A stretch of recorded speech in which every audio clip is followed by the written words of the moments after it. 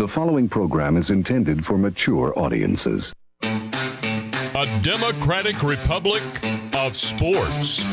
The Sportsocracy with ESPN Asheville hosts Tank Spencer and Jeremy Greene. And welcome in to the Wicked Weed studio. I'm Tank Spencer. He's Jeremy Greene. And you are in the Sportsocracy. Check out our friends at wickedweedbrewing.com. Wicked Weed Brewing. Drink different. The Atlanta Falcons. There's not a whole lot to like about this team. I mean, there are a couple of pieces to like. Obviously, Kyle Pitts. We've talked a lot about him in the run-up to the season. Matt Ryan's getting old. I think there may be a little window in there for the Atlanta Falcons fans to look at and go, well, I mean, this was a 3-point ball game this past week with the Tampa Bay Buccaneers with 9 minutes to go in the game. So the fact that you were able to hang in that much with a team that is just far superior to you has to be a little bit of a consolation. Say, I never felt like they were really hanging in. Well, it was close on the scoreboard.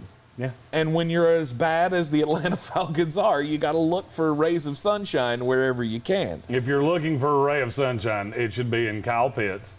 Your offense is much more dynamic when he's on the field. Yeah. You found something in Cordero Patterson, and I think that will continue moving forward. Mm-hmm. And you got to say, this is a guy that hadn't played a ton of running back in his life. So he's kind of learning on the fly. The Mike Davis thing hasn't worked out nearly as well as I thought it would. Right. But does a lot of that have to do with the fact that they've been behind in all of these games? Because if you look at Pro Football Focus grades and things like that, he's right there with Chris Carson and DeAndre Swift and Kareem Hunt. Yeah. That's exactly where I thought he was going to be. Mm-hmm. So, in terms of what he has brought to the team, I think it's been positive. Mm-hmm. The stats haven't been there. And they haven't run the ball particularly well. The defense is good. Googly moo, that defense is bad. But you got pieces. Yeah. That's what you have to look at with. I said this going into the season with Matt Ryan. Matt Ryan is paid like a premier quarterback, and he's not. Vegas still sees him as a top 12 to 14 quarterback in the league. I don't. Grades don't. Everything like that doesn't. And as long as you're paying a quarterback like that, it's hard to build a team around him. Now, I do think whoever the next quarterback is, you've got all the weapons that you're going to need. Yeah. I do like the weapons on this team. You've invested a lot in the offensive line. It doesn't grade great, but it's better than you might have thought. Yeah. So, I mean, there are rays of sunshine to see with Atlanta. This is a team that lives by the definition of that line that I say all the time, if you're going to be bad, be bad. Mm-hmm. And they're bad. And you look at the schedule, they're going to continue to be bad. Nothing's changing about that really anytime soon. So.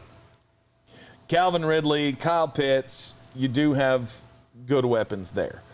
The defensive side of the ball, as you mentioned, doesn't have a whole lot to be happy about. I mean, Deion Jones continues to be a monster. Mm-hmm. He is the one bright spot that you can look at that defense and go, we got something. And he's that good knowing full well that there's just damn near nothing else on that defense that you really like. Oh, yeah. Yeah.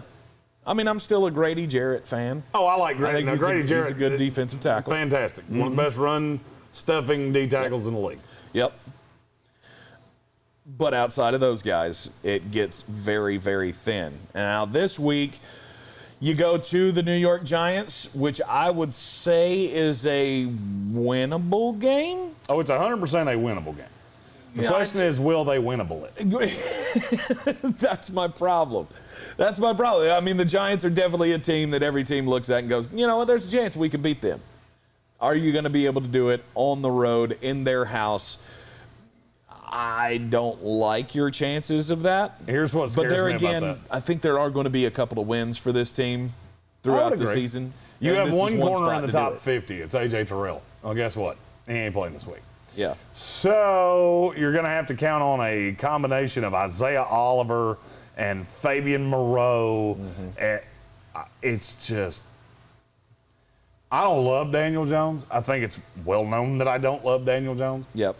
I do like Kenny Golladay, and I think the blow-up with Garrett, they're going to really emphasize on getting him the ball. Agreed. I just don't know who you've got that can stop him. Mm-hmm.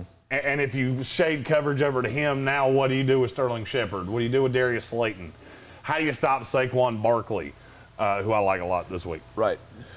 I think you have winnable games. I just don't think this is one you're going to win. They need to be able to rattle Daniel Jones, and I just don't know that the pass rush is good enough to do that. I mean, the offensive line is awful for the New York Giants. Oh, it's bad. So one of the worst in the league. So there are chances that we could see, Dante Fowler get after Daniel Jones a couple of times. Deion Jones is also going to be a factor. But other than that, again, you're probably going to get scored on enough to lose this game.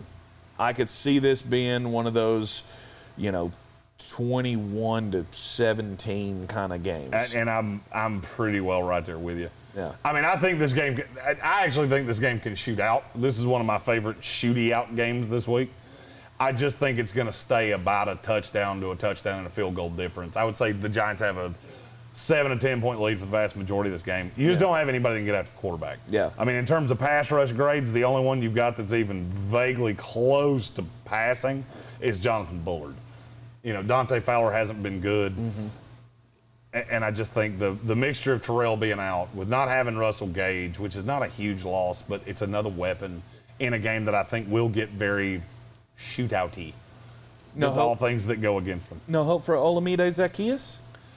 He is a guy that tends to like to hit one big ass. He does. One big ass anytime I throw shade at him. So if you want a real fun dart throw in DFS, I just gave you one. This could be because I put the kiss of death on him.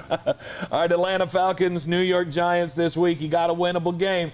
Hopefully, Falcons fans, you can pull one out because there's not going to be too many opportunities to do that throughout this season. But we'll keep you up to date on all of it here in the Sportsocracy. Our team-by-team content will coming out every week. Be sure to hit that subscribe button. And, of course, join us every weekday morning at 10 a.m. in the Wicked Weed studio. I'm Tank Spencer. He's Jeremy Greene. And we'll see you next time.